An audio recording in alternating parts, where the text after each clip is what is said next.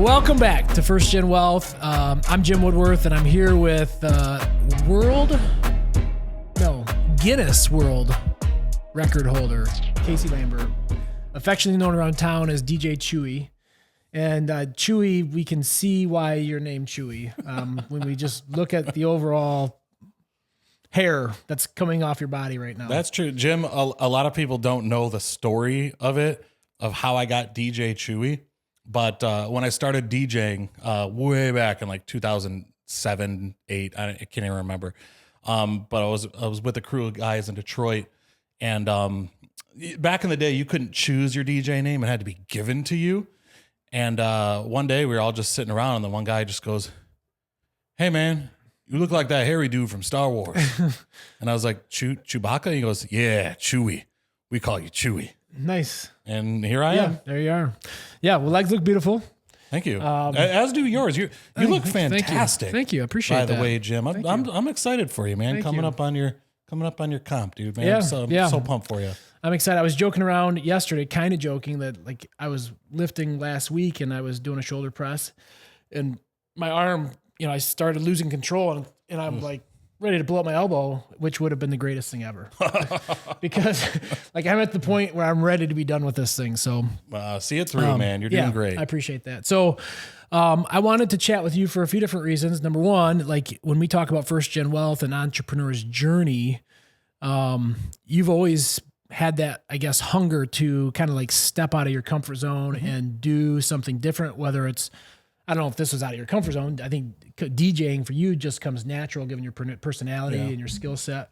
But so that's your first entrepreneurial journey, but you recently got involved with the Armory. Right. Yep. Talked with Leo a little bit about that, with how he positions that when he was pitching it to lease and attract tenants. But I wanted to kind of talk about like, how did you get involved with that? What made you think of getting into commercial real estate? Like what, because for the most part, you've always been a W-2 guy with, I feel like with the DJ thing as a supplement. It's never been like a full-time thing, right? It's always been like on the side. Yeah. So how did you get involved with that? Well, as I always tell people, Jim, like it is smart, especially our generation and younger, to have a diversified income. You don't want to just rely on, hey, my employer is going to pay my bills. Things can change in the snap of a finger, and you could be potentially vulnerable. Also, that's how you end up living paycheck to paycheck. I have a fixed amount of income. I can only spend this much. I can only save this much. There's no variables in the set. That's how and I'm not the kind of guy who wants to live like that for 50 years. So I took up DJing as kind of, I like to call them jobbies. I have way too many jobbies. Okay. Job hobbies. Gotcha. But it for a good majority of my 20s was it was out earning my W-2, my regular day job. Now I've kind of struck a balance as I've gotten older, started to grow a family, got a 4-month-old now. Like there's more of a balance, but within that, I was able to put away a good chunk of change. And I've always been the kind of person who's like, I need to have a year's salary in savings, absolutely liquidable in the event of an emergency. Like I know I don't look it, I don't put off the vibe of it, but I am a safety and security kind of guy first. So retirement accounts look good. I got a big chunk of change in the bank.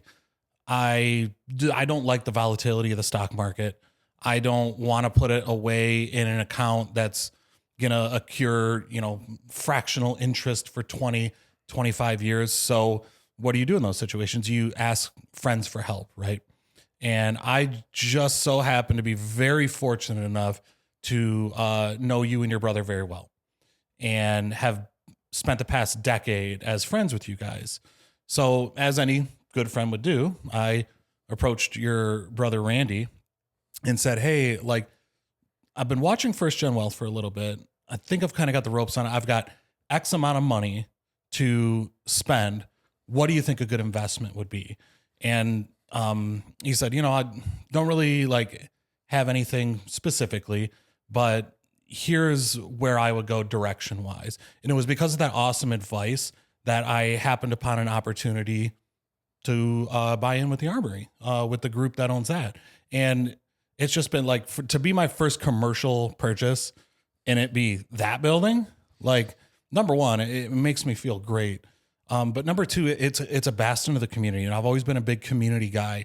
No matter what purchase I made, I didn't want to have something that was going to be stowed away and, in my personal pocket, in my precious, the building. I wanted it to be, something that we can all be proud of. And I've been so blessed, Jim, to be a part of that. And I am looking forward to continuing that relationship for years. It's awesome. Yeah. When you say, you said it's a bastion of the community? Yeah, bastion. Bastion. Okay. Yes. New word. I'll have to look it up. But I imagine it's like a pillar of the community or, Yeah, pillar, like beacon. It is an incredible building. We had Leo on last episode, and Leo Deason, his dad, Jeff. Yeah, one of our leasing agents. Yeah. So. He was, played a significant role in that vision of turning that into that, because for my whole life, it was always there, but it was never something that was like, you looked at and like, oh my gosh, that's a beautiful building.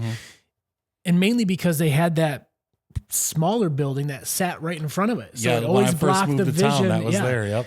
And it was like, to have that gone now, and you can see those castle doors in the front, and it's just an incredible building. And that stage out in front that they put there, massively underutilized. I hope that we can do more with that coming up in the future, and host more things there, and bring people together. But you're exactly right. I'm not from here. I've only lived in Owosso about a decade. Love it. I'm not leaving. But like, that is when you first come into town, there's like things that you notice, right?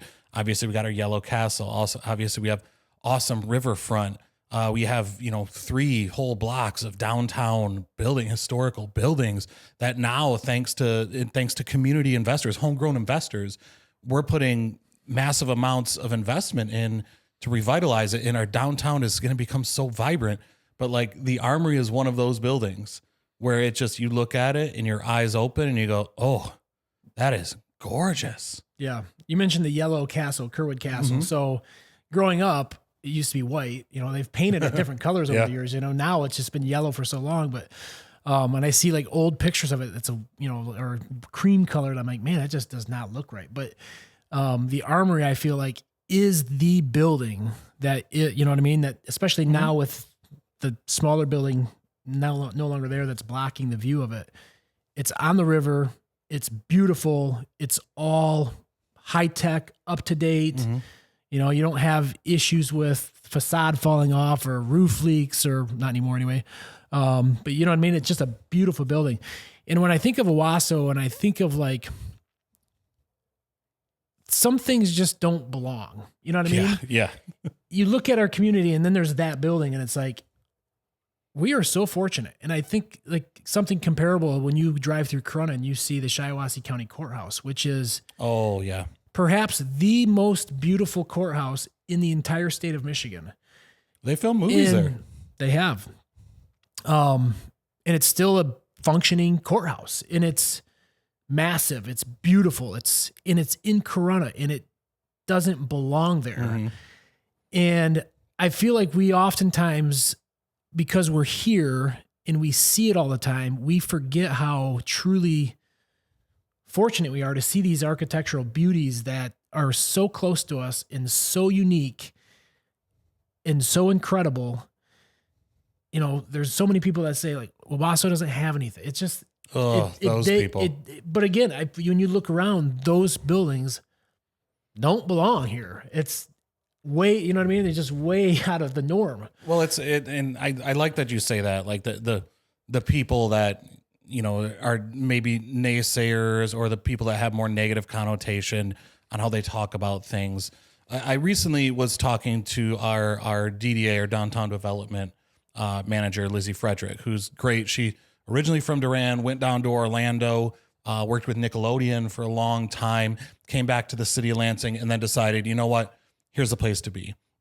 And Lizzie and I have been talking for the better part of a year just about community improvements and everything. And it stands to say this: if we all work, and this is why having a community element into what I wanted to purchase for my first commercial property. And I mean, you talk about it all the time. There's buying to just own, buying to just sit on it as a portfolio piece, or buying truly with your heart in the project. You know, and I know you and Randy have so many projects that you guys have heart and you want to invest in, not just from a monetary standpoint.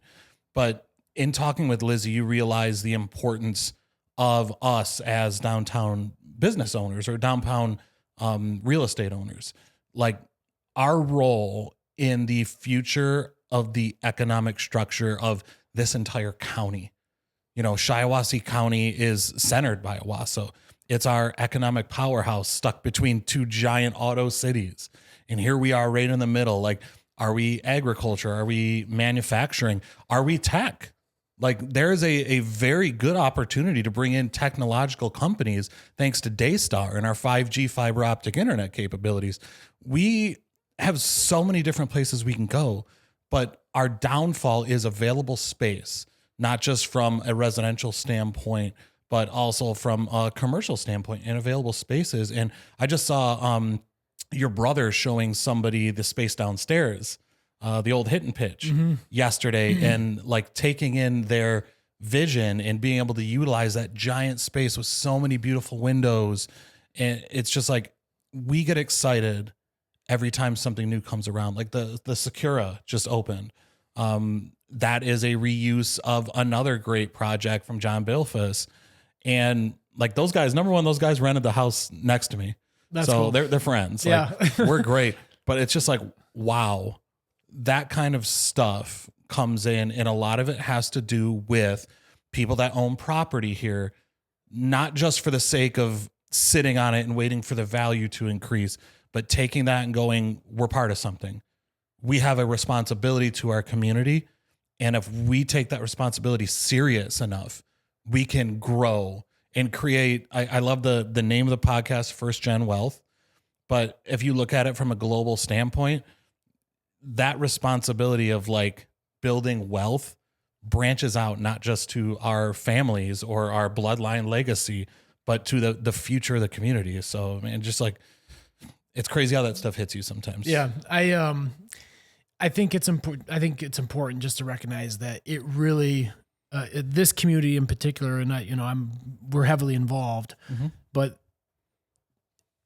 the rising tide rises all ships. Yes, however sir. that saying goes, I don't remember exactly, but I really truly believe the better that one business does, the better the other business will do, because we're so all interconnected. And it's funny, when Jill and I built the apartments above Radio Shack. I remember that. Yep. And we started Airbnb them, and this was in 2019, I think. And people would say, like, Airbnb in Owosso, like, really? Like, who's going to come to Owosso? And we rented those places to people from literally all over the world, constantly booked. And to see somebody else's perspective coming into this neighborhood, and what they thought of it compared to what sometimes we hear internally, quaint, amazing, beautiful, historic, all these different words, like, they feel like so special with just being in this tight knit community and all the different things that it has to offer, whether it's the Lebowski Theater, the Kerwood Castle, the steam. Oh yeah. Like we Or have the we railroad. have a college, a fully accredited college here. We have a diesel engine institute. We have one of the best welding schools in the entire state. Like multiple of our school districts in this area, right? Corunna, Owosso are sitting at Class A certification. Like, we have such an amazing place. And it's funny, I sit here wearing my AZEE Branding Solutions shirt in our studio, and just think we could, as a community, do a better job of marketing ourselves. Yes, I agree 100%. So in the long term, when it comes to, and I'll ask you the same question I asked Leo about the Armory specifically, because it's such a beautiful building, but it also poses some unique challenges, I think, with attracting tenants, because it is a little bit off the beaten path. I wouldn't say it's downtown. There's this, empty space between downtown and basically an entire block of parking lot before you get to the Armory. So I asked Leo, like, how do you position yourself as, like, why is this the place where your business should go So with your role with really being kind of the spokesperson of the Armory and the property manager, like who are you trying to attract to that space? How do you get them here? What do you sell them on? Well, there's multiple spaces in that building. And I mean, you obviously know, you've been in there, but the availability in terms of like what can be done with the space. So perfect for businesses that are just starting out. AZEE Branding Solutions started out in the Armory. That's one of the great success stories. Nonprofit organizations, there have been multiple that still occupy and have occupied space there in the past. Multiple therapists, cut that, Isaiah, therapist. Multiple therapists or professional service providers, anybody who's a benefits service provider. Like, we cater well to those types of businesses because they can bring clients there to a very impressive space.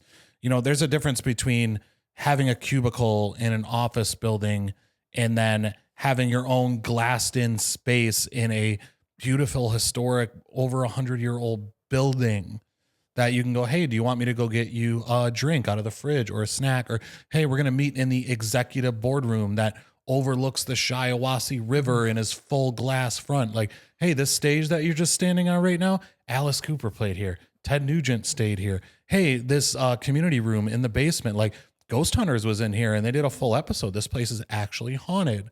Like, the availability to it is amazing. One of our favorite tenants, Convergent Church, actually just moved from a smaller office to a much larger space in the back because they specifically said, Jim, like, we are a city church. We need to be in a city type space, in one where we don't own the building. Like, that we're not in it to be property owners. We're in it to spread the gospel of Jesus to the people. And it's like perfect space for that. We were able to provide that in the Armory for them and come up with a plan. And I know Leo and Ryan worked extremely hard on that. And we are so blessed as an owner of the Armory to have a leasing agency like Woodworth Commercial as a partner, because those guys are just as hungry as we are. Yeah. I'm looking forward to continuing to bring in tenant. I know we don't have many open spaces there right now, but I'm looking forward to bringing in some more tenants in there that really just get to experience the pride of it in that place. Yeah, it is a really cool space. So, any major changes coming from what you see with the new group, or like what, or is it more just of the same, but just trying to do it better? Like, what's the vision of the future? So, for this place? Me and the other partners, we're very much in the mind frame of like, if something that's not broke, don't fix it. Right. The chamber did such a great job of renovating that place and such a good job of creating it into what it is right now. We foresee no necessary changes immediately. By having the capital group that we have, and then also having Woodworth Commercial as the leasing agency, we're going to do a little bit better of what we're better at, right? Leasing to the proper people, building those contracts, ensuring that the stewardship is taken care of. There's nothing really big planned. And I know everybody thinks when new ownership takes over, like it's everything's going to change. No, not the case here. We know our roles basically. Yeah. So, if anything does come down the line where it's okay, let's try this, let's try that. I know we just met with a tech company to work on maybe expanding the wireless service there. But like they're very minor things, and it's all in service of our tenants or the community using the space. Yeah. And I feel like I just have to say this because I get asked about this all the time. So you've been very kind of Woodworth Commercial and talking about Woodworth Commercial. Oh, of course. Yeah. So although my last name is Woodworth, have zero to do with that business. Mm-hmm. Other than my brother, other than my brother owning it, and I love him and I want him to do well. But I'm not a real estate agent. I don't lease buildings. I don't do any of that stuff. I'm not on the payroll. I see zero benefit from Woodworth. That's why we retained Woodworth Commercial. I have no idea how to do any of that stuff. Well, they're really good. I mean, as far as our community, they are the experts in that field by far. Oh yeah. And I've used Randy and Leo and different agents within that company to do things for me. But I'm not Woodworth Commercial. So when people see the sign and you want to know what's going on with that building, chances are I can't help you. You also don't own the Woodard station either. I don't own, and I don't get confused with that very often, but Woodworth Commercial, I'm always asked, like, what's happening with this? What are you doing with this? I heard you own that building. I'm like, well, cool. My brother. Oh, my yeah. brother, You're also the evil landlord. What is it? Evil, greedy landlord. We've Owosso. been, there's probably some truth to that, depending You're on off who you here talk ruining to. the town. Yeah. So all that sorts of stuff. Ruining the town, but also at the same time creating a pretty cool downtown because there are some buildings that, you mentioned one of your, the Armory success story being AZEE Branding. Like if I were to look at our big success story, and this was myself and my brother and Scott Idle and Brian Alpert, when we bought 115 South Washington and helped create, we didn't create, but we helped build the space for Foster Coffee and Lily Pearls, which was an awesome destination place. If I'm looking back at my real estate career, that wasn't the most profitable thing, but as far as from a community standpoint, the four of us taking that chance on that building and doing that, that's my success story. Yeah. Listen, wealth isn't always what's in your pocketbook, man. Wealth is sometimes what's in your heart. And you have a whole community of people. And when Lula's and Lily Pearl was open, a whole state of people that would travel to get this stuff. And it's like, I'll take it back to the word Baston, right? Which you still have to look up. Yeah, I will. But you have to spell it for me first, but Foster Coffee is a cornerstone business of Owosso. What Nick's done there is incredible, but had they not had, and this is the responsibility of property owners downtown, had they not had a space that was properly worked up for them, that they knew they were going to be in for a long time, they could very well just still be a stand at the farmer's market. Yeah. So we have a lot of responsibility, and to see success stories like that touch your heart and sometimes your pocketbook, like, man, it brings pride. It's good. Yeah.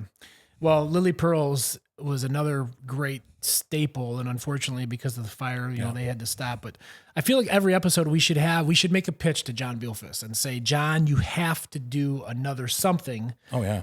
Because there was talks where we miss jazz. We miss jazz music. We miss Isaac Ryder. We miss John Hill. We miss jazz music. We also miss your cooking. Best talker. Yeah. Come on. The cooking. I don't care what it is, because John has created some things off menu for me. Do you follow him on YouTube? I've watched some of his YouTube videos. Yeah. Absolutely. So he had talked about doing a burger bar. This is when he owned Lula's still. He was like wanting a second location, and he talked about doing smash burgers, and then we talked about doing wood fire pizza. Both of those things would be amazing somewhere else. Oh, they'd kill it, yeah. And he would still do an amazing job and attract people from all over the state, because not only is he a great cook, but he also creates this culture and this like vision of creating a unique experience. So I think we may have to start devoting a small segment of our shows to like recruit John back into the game. I agree. And, just start blowing up his feed with these videos. It's just a special segment. Yes. Every show. Yes. So Scratch Cooking with John, I think, is the YouTube, maybe Louisiana Kitchen or something. Yeah. Scratch Cooking with John is his YouTube channel, and he's just an amazing human being, and he has an amazing vision for what he wants in a restaurant and an experience for people. So to see him go to opening night of Sakura last night and prop out those people, and to me it felt like a passing of the torch, that he gave his blessing on this space. And he said, yes, it's an amazing experience. These are amazing people. The food was awesome. Oh, so good. And I didn't realize this, but they have the Lula roll. Yeah, and the Lily roll. And a Lily roll, yep. which is awesome. So don't worry, you'll get to eat it soon, buddy. I will. And I think there's so much cool stuff happening in Owosso, whether it's that restaurant or Leo talked about some other stuff, and now the chamber with what you're trying to do to attract more people to get, because it's never been full. We got a new chamber director too.